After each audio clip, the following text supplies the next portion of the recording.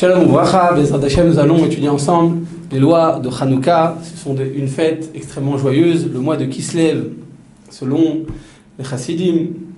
Eh bien, il va à la fois symboliser le Kis et le Lev, la poche, l'argent, Bezrat Hashem, le Shefa, l'abondance, ainsi que le cœur, ainsi que le Regesh, ainsi que l'amour vers Kadosh Baruch Hu. C'est un mois extrêmement positif, dans lequel eh bien, la Torah et les Chachamim nous ont imposé une mitzvah extraordinaire, celle de la lumière de Hanouka.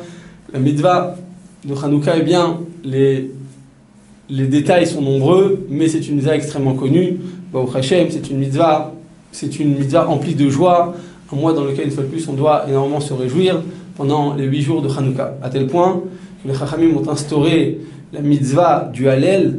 Eh bien, pendant 8 jours, on lit pendant 8 jours le Hallel avec Berachat, tandis que à Shavuot, ou plutôt à Sukkot ainsi qu'à Pessah, eh bien, c'est pas tous les jours de ces 3 fêtes qui sont de la Torah qu'on va faire le Hallel avec Bracha.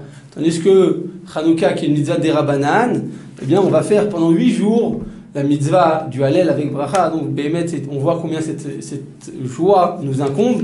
Les Ardachem de l'on voir ensemble tous les aspects de la halacha. Mais avant d'arriver à la halacha même, eh bien, il y a une question. Une question que le pose le Rav Yecheskel Avramsky, a priori, quel est le miracle de Hanouka? On sait bien que on le trouve pendant le Beth Amikdash, le second Beth Amikdash, et voilà que les Grecs ont pris le pouvoir à Yerushalayim, se sont installés dans tout Israël, sont venus à Yerushalayim, ils ont pris le Beth Amikdash, et les Hashmonaïm, qui étaient une poignée d'hommes, 5 selon certains Mefarshim, sont venus et ont réussi à chasser l'armée des Grecs. Donc une armée, la puissance mondiale, on imagine les États-Unis, qui sont chassés par une poignée de 5 hommes. Voilà, qui viennent, ils arrivent à reprendre le pouvoir, et effectivement, eh bien, c'est un grand miracle. Mais voilà que la Chachamim nous disent que c'est pas pour cette raison qu'on va commémorer et qu'on va fêter la fête de Hanouka, mais pour un miracle qui a priori est anodin.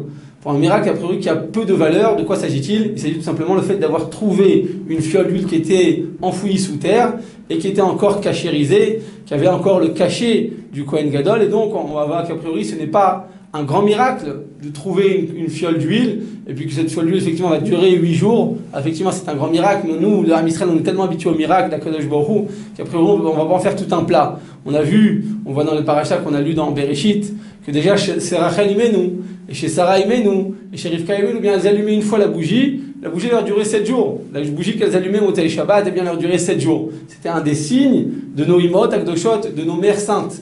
Donc a priori, le fait d'allumer une bougie qu'elle dure 8 jours, 7 jours, lui de 1 jour, c'est un miracle certes, mais Ham Israël, Baruch Hashem, est habitué à des miracles beaucoup plus importants.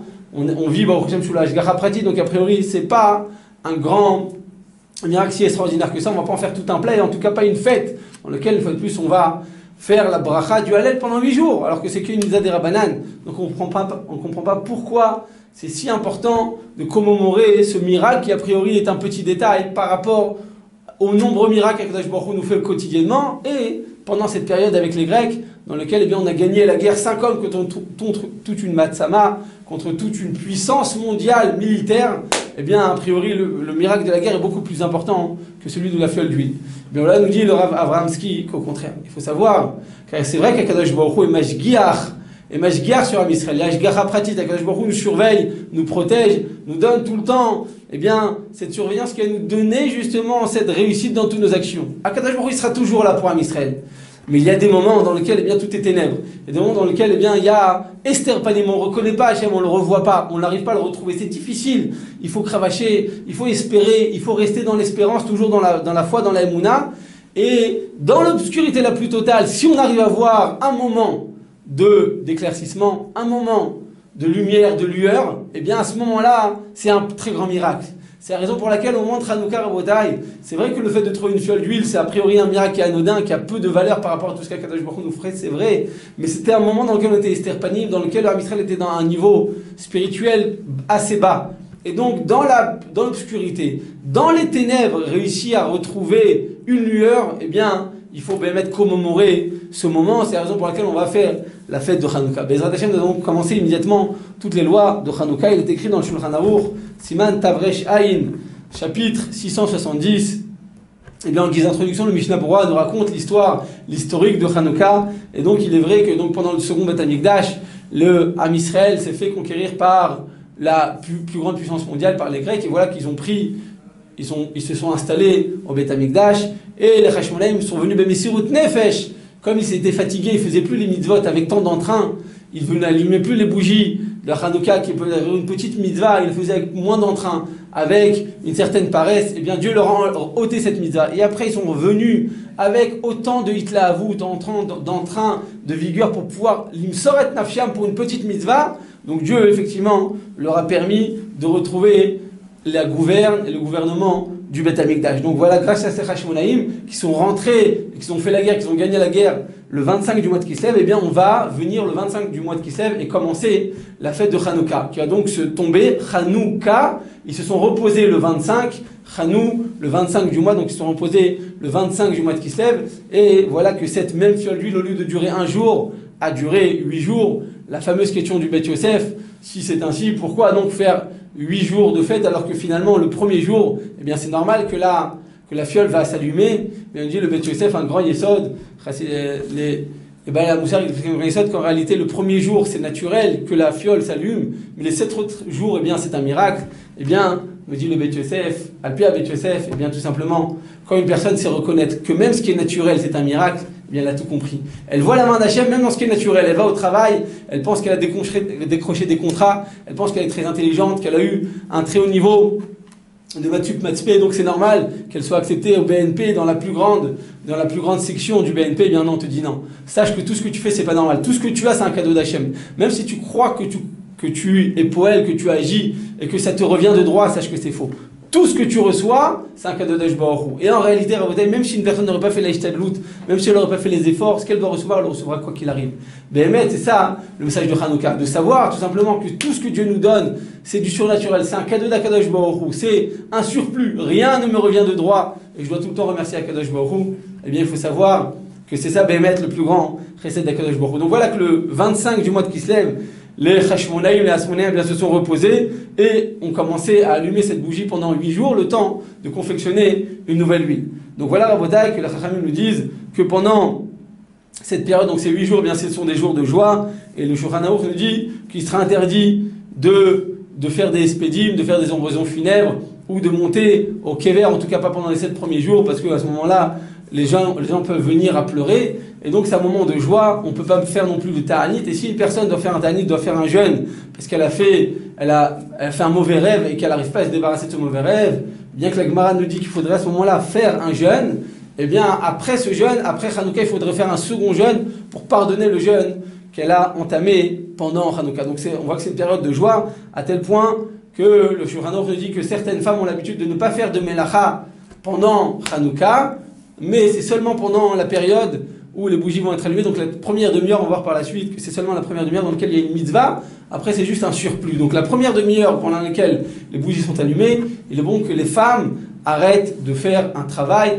elles se reposent, elles se mettent autour des bougies. Et nous dit le Péléuet, c'est bien, il est bon qu'à ce moment-là, la famille se retrouve, le papa ou la maman raconte tous les miracles que Dieu leur a fait, parce qu'un homme, s'il cherche bien, il va voir combien de miracles Akadosh Baruch Hu lui fait. Il suffit d'ouvrir les yeux. Donc quand on a une demi-heure comme ça, on est assis autour des bougies, en train de jouer avec les enfants, leur raconter des chesed Hachem. Il y en a qui jouent au toupie, il y en a qui mangent des soufganiotes, eh bien, des beignets, eh bien, tout ça, eh bien, effectivement, Yesodotam Baré Kodesh, tous ces minhagim là, eh bien, ont de quoi, on peut continuer à les perpétuer, mais le Ikar Avotai, c'est à ce moment-là de raconter les miracles que Akadosh Baruch Hu a fait à tout l'Am Israël en général, et a fait au Am Israël en particulier, à chacun en particulier. Donc c'est un moment dans lequel on doit tous se retrouver et parler justement de ces miracles que Akadosh Baruch Hu nous a fait aussi bien au niveau personnel qu'au niveau de tout l'Am Israël. Donc voilà que pendant cette demi-heure à Avotai, eh bien les femmes ne devront pas faire en tout cas de melacha, en tout cas pas de melacha difficile, elles devront se reposer, Magi Alehem, elles peuvent de temps à autre se reposer, c'est important que les femmes puissent prendre des forces et qu'on se retrouve toute la famille familiale en même temps.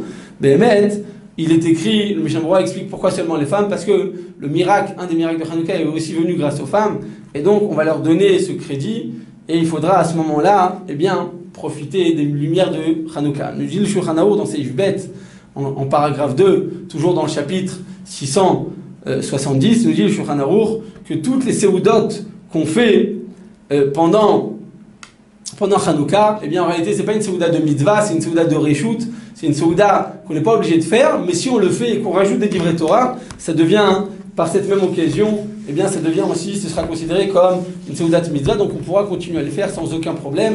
Ce sera une Mitzvah en soi-même de continuer à faire les Seudas de Hanouka à partir du moment, eh bien, on va dire des Shivachim, des Divrei Torah, on va chanter des chansons pour remercier Akadosh Baruch Hu, eh bien, tout ça sera considéré comme étant une Seudat Mitzvah, donc on peut continuer à les perpétuer sans aucun problème.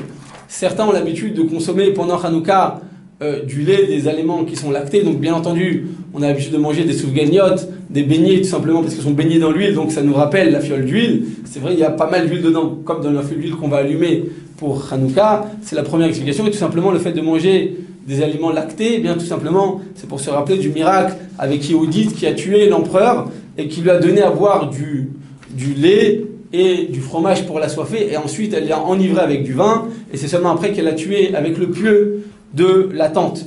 Donc, pour se rappeler de ce miracle-là, on a l'habitude de manger aussi du lait pendant Hanouka, donc ce sont des bonnes coutumes, il est bon de continuer à les perpétuer. La mitzvah de Hanouka nous dit, la Gemara dans Shabbat, page 21b, mitzvah de Hanouka ni ner ishu beto. D'accord, donc la mitzvah de Hanouka, eh bien, elle va incomber sur chaque maison. Chaque maison devront allumer une Hanouka pour tous les membres de la maison. Ve'a me'adrin, ner l'école echad ve'echad. Nous dit la Gemara que ceux qui sont me'adrin, ceux qui sont zélés, qui veulent agir avec plus d'entrain, eh bien, devront allumer une bougie pour chacun. Ve'a me'adrin, minam ve'adrin. Et ceux qui veulent encore mieux agir, eh bien, il dit, Bet Hillel omrim, yom rishon madlik echad, mikan ve'elach mosi ve'oler. Eh bien, Bet Hillel nous dit quoi? Que une personne qui veut d'autant mieux agir, eh bien, devra tous les jours rajouter une bougie supplémentaire. C'est-à-dire qu'au niveau de la halacha, comme on l'a dit tout à l'heure, me'adrin, ça serait quoi? Une personne allume tous les jours une seule bougie. Mais bien, Bet Hillel, il nous dit que tous les jours, non seulement tu rajoutes la bougie supplémentaire, mais tu allumes aussi les bougies d'hier. Donc si on est le troisième jour, on devra allumer, bien entendu, 3 bougies. Donc ça, c'est me'adrin, mina me'adrin. C'est de là qu'on apprend cette notion de me'adrin, qu'on voit dans toutes les cache-routes. D'accord, même quand des fois on achète une bouteille d'eau, il y a écrit me'adrin, mina me'adrin. Bien entendu, c'est pas nécessaire. Des fois, c'est des choses qui sont abusées, mais c'est pas grave. Au Hashem, on a l'habitude de rajouter. Et kol hamosif, arizem shubach. Bien entendu, quand il y a lieu d'être au niveau de la halacha. Alors voilà d'où est venue cette notion de me'adrin, mina me'adrin. Et c'est ainsi que le Shulchan Aruch a fixé la loi dans le chapitre 671, paragraphe 2. Il est écrit là-bas combien de nérotes, combien de bougies un homme devra-t-il allumer? Eh bien, le premier jour, il allumera une bougie, le second jour, 2 bougies, et ainsi de suite, jusqu'au dernier jour où il y aura 8 bougies. Et même, nous dit le Shulchan Aruch, même s'il y a beaucoup d'enfants dans la maison, il y a beaucoup de membres dans cette même famille, eh bien, nous dit le Shulchan Aruch, pour les Sfaradim, ça suffira d'allumer une Hanouka pour tout le monde. Parce que pour les Ashkenazim, il sera nécessaire d'allumer une Hanouka par chaque enfant. Chaque garçon devra allumer sa propre Hanouka. Pour les femmes, c'est pas nécessaire, mais pour les garçons, tous les garçons de la maison, donc si on est dans une maison dans laquelle il y a 12 enfants et 6 garçons avec le père 7, eh bien on allumera 7 Hanouka. On fera attention simplement de les séparer l'une de l'autre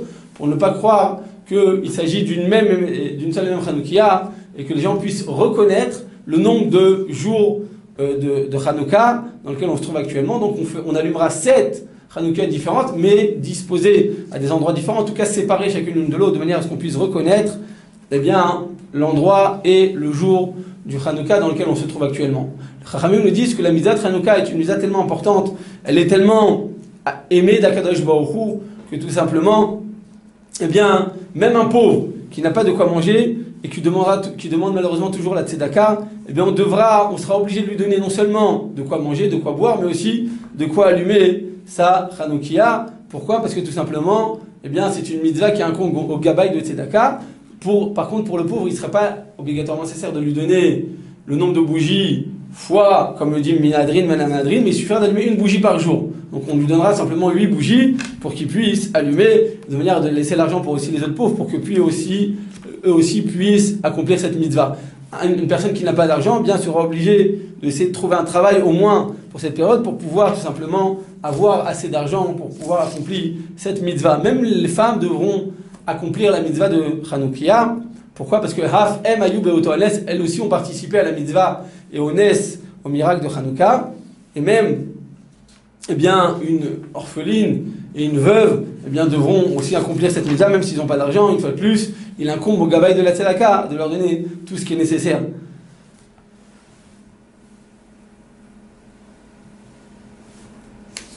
lorsque une personne eh bien, voudra allumer la Hanoukia, eh bien, elle devra la déposer à l'entrée de sa maison. À l'entrée de sa maison, il faudra déposer Betefar Hasamour le pétard à un tefar, donc à 8 cm, à 10 cm de l'entrée de la porte, d'accord? De manière à ce que quand une personne eh bien, rentre dans la maison, elle est sur sa droite la Hanoukia, la mezouza, sur sa gauche la Hanoukia, donc à 10 cm à côté de la porte, et qu'elle est sur elle, c'est tzitziot, de manière à ce que le pasouk va s'accomplir sur elle, ve'achut hameshulash lo bimhera inatek, donc une personne qui est entourée de ces trois mitzvot à la fois, donc à droite la mezouza, à gauche la Hanoukia, et sur elle ses propres tzitzit, eh bien, va s'accomplir sur elle le pasouk qu'il a entouré de trois mitzvot à la fois, et donc Bezrat Hashem, il aura une longue vie. Une longue vie, pourquoi? Parce que tout simplement, il est entouré de mitzvot, et c'est ce qui va tout simplement eh bien, le protéger.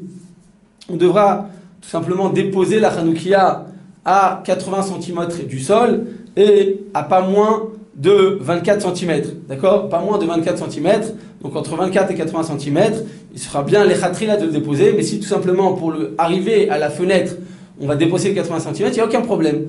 L'essentiel, c'est que la mitzvah, bien tout simplement, elle va jaillir, elle va resplendir aux yeux de tous. Donc, si pour atteindre le niveau de la fenêtre, il faut dépasser 80 cm, il n'y a aucun problème. L'essentiel, dans ce cas-là, ce n'est pas de le déposer en dessous 24 cm, en dessous de 3 tfachim. Par contre, s'il a déposé au-dessus de 10 mètres, eh bien là, ce n'est plus cachère. Pourquoi? Parce que tout simplement, là, les gens n'ont pas l'habitude de marcher à la tête haute, la tête en regardant ce qui se passe là-haut. En général, les gens regardent ou bien tout droit ou bien par terre. Ils ne regardent pas, ils ne marchent pas avec la tête haute. Donc si on se trouve dans une situation où la menorah va dépasser les 10 mètres, donc des fois on fait ça dans la place publique pour allumer une Hanoukia publique, il faut être vigilant à Botaï de ne pas allumer une Hanoukia qui va dépasser 10 mètres, parce que dans ce cas-là, eh bien, ce serait une bracha levatala, ça servirait à rien de la déposer à cet endroit-là. Et donc dans ce cas-là, à Botaï, eh bien, si on doit le déposer à l'entrée de sa maison et qu'il y a du vent, il serait bon de déposer à l'intérieur d'une boîte en verre, de manière à tout simplement à ce que le vent ne touche pas l'intérieur de ces bougies et donc ne va pas éteindre ces bougies. Pourquoi? Parce qu'on sait très bien que à de la chaos à mitzvah, le fait d'allumer la bougie, eh bien, c'est ça ce qui va faire la mitzvah. Donc on doit le mettre dans un endroit dans lequel eh bien, il n'y a pas de vent. Donc s'il y a du vent dans cet endroit, on devra, dans la mesure du possible, eh bien, l'entourer d'une boîte en verre, bien entendu quelque chose de sécuritaire, de manière à ce qu'il n'y ait aucun problème. Si une personne donc habite dans un endroit public, donc sa porte donne dans un endroit public, elle sera obligée de déposer sa Hanoukia, donc on a dit à l'entrée de la maison, vers l'extérieur. Si par contre elle habite à un endroit qui va dépasser donc les 10 mètres, donc c'est-à-dire qu'en d'autres termes, si elle dépasse, elle habite au-dessus du 3e étage, jusqu'à 3 étages, on reste dans les 10 mètres, donc il n'y a pas de problème, elle le mettra à sa fenêtre, de manière à ce que tous les gens qui passent dans la rue vont constater et vont voir cette Hanoukia, donc il y a un grand Pirsoumanès. Mais si elle habite au-dessus du 3e étage, donc le 4e, 5e, 10e étage, bien dans ce cas-là, ça ne servira à rien a priori de le mettre devant sa fenêtre, et on devra le mettre alors tout simplement à l'entrée de sa maison. Donc ou bien à côté de la porte vers l'intérieur, ou bien tout simplement sur la table de la salle à manger, de manière à ce que tous les gens de la maison puissent profiter de cette Hanoukia. Mais en réalité, la mitzvah de Hanouka n'est pas faite pour les gens de la maison, c'est fait pour les farsem et tanes, pour dévoiler, pour divulguer le Nes. Et donc, plus les gens extérieurs vont le voir, plus il y aura un grand accomplissement de cette mitzvah. Donc, on le pose soit devant la fenêtre si on habite jusqu'au 3e étage. Si on habite au-dessus du 3e étage, eh bien, on le déposera, ou bien donc à côté de la porte d'entrée de l'intérieur si on ne peut pas le mettre à l'extérieur, parce que bien entendu il faut d'abord le mettre à l'extérieur s'il y a des gens qui passent, mais si personne ne passe, alors on pourra le mettre ou bien à côté de la porte quand on rentre, et donc une fois de plus d'être entouré de la mitzvah quand on rentre, ou bien même si on ne peut pas le faire non plus, eh bien on pourra le mettre sur la table de sa salle à manger, de manière à ce que les gens de la maison puissent en profiter, mais bien qu'une fois de plus, eh bien cette mitzvah a été instaurée pour les gens de dehors. Si une personne habite dans une maison, dans une villa, d'accord, et qu'il y a 2 entrées, d'accord, une entrée à l'est et une entrée à l'ouest, eh bien, selon le din de la Gemara, il faudrait déposer 2 Hanoukia. Pourquoi? Du fait que les gens qui passent dans la rue vont dire, mais cet homme-là, M. Lévy, n'a pas allumé sa Hanoukia. Ils ne savent pas que de l'autre côté, il a aussi une entrée. D'accord? Donc il faudrait normalement, minadine, allumer 2 bougies. D'accord? 2 Hanoukia, une à l'est et l'autre à l'ouest. Mais tout simplement, eh bien, si à notre époque, comme très souvent, on allume à l'intérieur, dans le cas où il n'y a pas de passage extérieur, donc tout simplement le khashad, le fait d'avoir des doutes sur cette personne, eh bien, sera moindre. Et donc le minhag, dans ce cas-là, ce serait Bémet, une personne qui voudrait allumer une seule Hanoukia, eh bien, il n'y aurait aucun problème. On a aussi l'habitude d'allumer la Hanoukia à la synagogue, simplement parce qu'à la synagogue, il y a beaucoup de gens qui viennent prier entre Mincha et Arvit, et il y a à ce moment-là un Pirsoumanès, donc même si le temps n'est pas encore arrivé, parce qu'on va par la suite, que le temps, le moment précis de l'allumage, c'est Tzet HaKochavim, à la sortie des étoiles, mais même si entre Mincha et Arvit, le moment n'est pas encore arrivé, malgré tout, du fait qu'après Tzet HaKochavim, après Arvit, eh bien, il y aura déjà, les gens seront encore là dans la synagogue, ils vont profiter quelques secondes, quelques minutes de cette Méner de Hanouka, eh bien, il y a un Pirsoumanès, et donc le minhag, c'est d'allumer à la synagogue entre Mincha et Arvit. Parce que c'est une grande mitzvah. Même au kotel, il y en a qui ont l'habitude d'allumer, et on peut continuer de cette manière, et même faire la bracha, comme lui dit le chouk Aznit Berou, le Rav Michal Zilber, et Rivot Ephraim, ils disent, qu'on a l'habitude d'allumer même au kotel. Pourquoi? Parce qu'il y a des gens qui passent, il y a des touristes, il y a des gens qui ne connaissent pas les halachot comme il se doit, qui ne vont pas allumer chez eux à la maison. Donc il y a une mitzvah de Pirsum Manès. Même si tout le monde allume, que tout le monde vient à la synagogue entre Mincha et Arvit, donc sûrement qu'ils vont tous les choses allumées à la maison, malgré tout, on aura le droit d'allumer avec bracha à la synagogue, du fait que les gens n'ont pas encore allumé chez eux Hanoukia, parce qu'ils sont venus Mincha et Arvit, donc ils n'ont pas encore eu l'occasion d'allumer, et donc on pourra allumer même avec bracha à la synagogue. Même dans une fête qu'on fait, si on fait une fête, pendant Hanouka, si on doit faire une bar mitzvah, si on doit faire un pidyon laben, si on doit réunir des gens pour leur faire un shiur Torah, eh bien, on a l'habitude d'allumer la Hanoukia avec bracha, même dans ces occasions, et t'allais le minag, va'anach lahem l'Israël, parce que c'est un bon minag. On a l'habitude que c'est le Shaliach Tibour ou le Rav de la synagogue qui allume, mais si par exemple on a à la synagogue un invité, un étranger qui vient, qui n'a pas de maison dans la région dans laquelle elle se trouve, eh bien, on pourra même lui donner à lui de faire la bracha, d'allumer avec bracha. Par contre, on ne donnera pas à un enfant. Parce qu'il n'y a pas de mitzvah, de chinour sur le compte de toute une synagogue. Pourquoi? Parce que toute une synagogue, il y a un public, et c'est pas le kavod, c'est pas le respect du tzibour qu'un enfant allume les bougies. Donc, dans ce cas-là, on ne laissera pas un enfant, bien qu'il y ait une mitzvah des fois de chinour yadim, dans le cas, c'est pas sur le compte de toute une synagogue et de tout un public. S'il n'y a pas 10 hommes à la synagogue, on ne pourra pas faire la bracha, la dlikner Hanouka. Pourquoi? Parce que tout simplement, la mitzvah d'allumer la bougie à la synagogue, c'est que par rapport au public, que par rapport à Pirsum Manès, donc le fait de divulguer le miracle d'Akadosh Baruch Hu. Donc s'il n'y a pas 10 hommes, on ne pourra pas faire la bracha. Par contre, qu'est-ce qui se passe si au début de la tefila, il n'y a pas 10 hommes? D'accord? On est dans un patelin de France dans lequel il n'y a pas 10 hommes. Et au début, il n'y a pas 10 hommes, donc ils font déjà la tefila.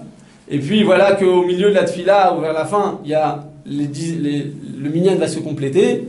Eh bien, on pourra quand même faire la bracha au moment de l'allumage au début, même s'il n'y avait pas 10 hommes au début, le fait qu'on sait qu'à la fin, il y aura 10 hommes. Donc à partir du moment où il y a 10 hommes, que ce soit au début ou à la fin, on pourra faire Bémet, la beracha. Lorsque le Shaliach Tzibour, eh bien, allume le premier jour de Hanouka, il devra faire 3 brachot. D'accord? Et quand il arrivera chez lui à la maison, on va voir Bezrat Hashem par la suite, c'est quoi les 3 brachot? Chez Hassan Nissim, chez Chianu, la Dlikner Hanouka. D'accord? Et quand il arrivera chez lui à la maison, il refera à nouveau ces 3 brachot. Pourquoi? Parce qu'à la maison, il allume à nouveau pour sa femme, pour ses enfants. Donc il n'y a aucun problème de refaire à nouveau les brachot, même s'il les a déjà fait à la synagogue. Par contre, s'il habite tout seul à la maison, et que donc quand il revient chez lui à la maison, il allume pour personne, et bien dans ce cas-là, dans la seconde occasion dans laquelle il va allumer, il fera aucune beracha. Qu'est-ce qui se passe si le premier jour de Hanouka, eh bien, il tombe un Shabbat? D'accord? Donc ça tombe un Shabbat. Et donc on a dit qu'on arrivera à la synagogue et qu'on allumera les bougies de Hanouka, d'accord, avant Mincha, de manière, et on le mettra beaucoup d'huile de manière, parce que ça continue à brûler et à s'allumer pendant Mincha et jusqu'à Arvit, jusqu'à même après Arvit. D'accord? Donc on fera à la synagogue les 3 brachot, d'accord? Et bien donc, si les hommes avant de venir à Mincha, ils ont bien entendu déjà allumé leur bougie à la maison, alors dans ce cas-là, Rabotai, eh bien, quand on a tout le cas là déjà allumé chez eux à la maison, donc le vendredi avant Shabbat, d'accord? On a tous allumé à la maison, on arrive tous à Mincha lorsque tout le cas l'a déjà allumé, donc là il n'y a plus lieu de faire les 3 brachot qu'on arrive à la synagogue, on ne fera que la bracha de la Dlikner Hanouka, d'accord? On ne fera pas chez Hassan Nissim ou chez Chianu, pourquoi? Parce que tout le public a déjà fait. À quel moment on fait les 3 brachot? Quand il y a des gens qui n'ont pas encore fait la mitzvah. Donc on arrive un jour de semaine à la synagogue, Et donc, bien entendu, à Mincha, personne ne peut allumer parce qu'il faut attendre la sortie des étoiles. Donc, les gens, ils arrivent à Mincha, ils font un cours, après ils font un Arvit. Dans ce cas-là, personne n'a encore allumé chez eux à la maison. Donc, dans ce cas précis, on peut faire la bracha, les 3 brachot à la synagogue. Mais lorsqu'on arrive à la synagogue et que déjà tout le monde a déjà allumé, donc notamment dans le cas de premier jour de Hanouka et que tout le monde a déjà allumé avec bracha, a déjà fait les 3 brachot, il ne reste plus qu'à faire la bracha, la likna Hanouka à la synagogue. On ne fera pas les autres berachot. À quel moment allume-t-on les bougies de Hanouka? Eh bien, nous dit le Shulchan Aruch Rabotai, Zman adlakat nerot Hanouka, betzet ekochavim. Nous dit le Shulchan Aruch lo me'acherim velo magdimim. On ne va ni repousser le temps, ni avancer le temps. On doit allumer à ce moment précis. D'accord? Il faudra, si on allume à ce moment-là, Rabotai, eh bien, laisser une mesure suffisante d'huile dans les bougies de manière à ce que tout simplement ça puisse durer une demi-heure après la sortie des étoiles.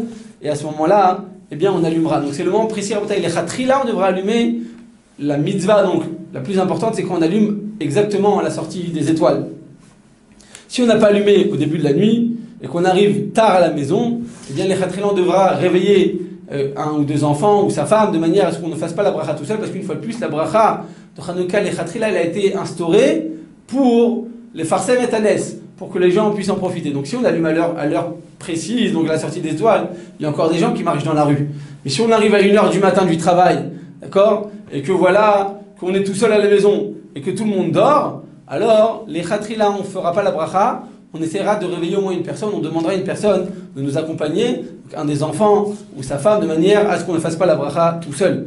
D'accord, même le fait de manger avant l'allumage de Hanouka, on n'a pas le droit a priori de manger avant l'allumage de Hanouka, de peur qu'on commence à manger une grande quantité, qu'on se fatigue, qu'on aille dormir et qu'on oublie de le faire.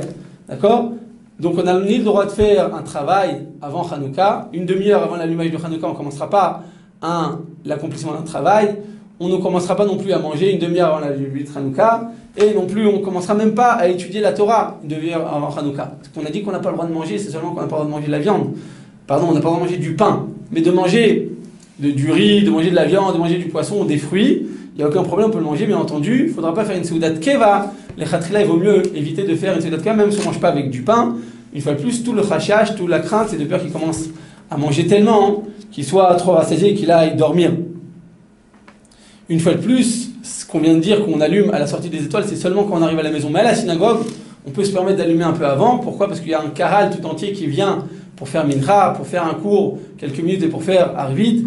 Et bien grâce à ça, on pourra faire la bracha même si on allume avant la sortie des étoiles. Pourquoi? Parce qu'on ne pourra pas attendre après la sortie des étoiles pour allumer à la synagogue, et seulement une fois qu'on a allumé, qu'on a profité quelques minutes, arriver à la maison, parce qu'ils vont arriver bien trop tard, il faut laisser le public arriver dans la mesure du possible le plus proche de la sortie des étoiles, et donc on allumera quand on arrive à la synagogue avant, entre mincha et arvit, de manière à ce que pendant tout arvit, eh bien les gens puissent profiter de l'allumage, et puis qui puisse de cette manière qu'il y a un pirsoumanes. La veille de Shabbat, quand on allume bougie de Hanouka, il ne suffira pas de donner la quantité de une demi-heure de bougie, il faudra laisser la quantité de combien? 1 heure de bougie. Pourquoi? Parce que tout simplement, eh bien, on reçoit le Shabbat. Et quand on reçoit le Shabbat, eh bien, on avance quelques minutes avant la Shkia. Donc les Khatrila, on allumera un quart d'heure avant la Shkia. Puis encore tout le temps de la Shkia, entre le coucher du soleil et la sortie des étoiles, encore un quart d'heure. Puis enfin, une demi-heure après la sortie des étoiles. Donc en tout, à Rabotai, quand on allume la bougie de Hanouka la veille de Shabbat, il faudra laisser la quantité de 1 heure de bougie, au moins 1 heure de bougie, pas moins, parce que selon certains poskim, il y a un problème de bracha levatala. Donc dans ce cas-là, eh bien, on devra donc les Khatrila laisser 1 heure de bougie, de manière à pouvoir faire la bracha selon tous les avis. À partir du moment où une personne est arrivée chez elle tard à la maison et qu'elle est arrivée après la sortie des étoiles, eh bien, elle a donc devant elle la possibilité ou bien de faire arvit, ou bien d'allumer les bougies de Hanouka. Quelle mitzvah devra-t-on devancer, devra-t-on préférer? Il faudra d'abord faire arvit. Pourquoi? Parce que Tadir Kodem, on a l'accomplissement d'une mitzvah qui est fréquente. Donc on fait arvit 365 jours par an, tandis que l'allumage de Hanouka, c'est que 8 jours par an. Donc bien entendu, eh bien, elle a la préférence parce que c'est une mitzvah qui est beaucoup plus fréquente. D'autant plus que dans Arvit, il y a la mitzvah de Kriyat Shema, et Kriyat Shema, un matin et un soir, c'est une mitzvah de la Torah. Donc voilà 2 raisons pour lesquelles on devra commencer par Arvit, et seulement après faire Hanouka. À moins qu'il y a un seul minyan et qu'on risque, si on risque de rater ce minyan, on priera après 100 minyan. Alors dans ce cas-là, on ira prier minyan avec Karvit et seulement après on allumera les bougies de Hanouka. Mais si par contre, on arrive par exemple à 7 heures à la maison et la sortie des étoiles est à 8 heures et que le seul Arvit qu'on a c'est à 10 heures, alors dans ce cas-là, d'abord on accomplira la mitzvah de Hanouka et seulement à 10 heures on ira à son minyan parce que c'est seulement quand les deux mitzvot se présentent en même temps qu'on dit ce klal, qu'on dit ce principe de tadir, tadir qu'on aime. Donc c'est une mitzvah plus fréquente.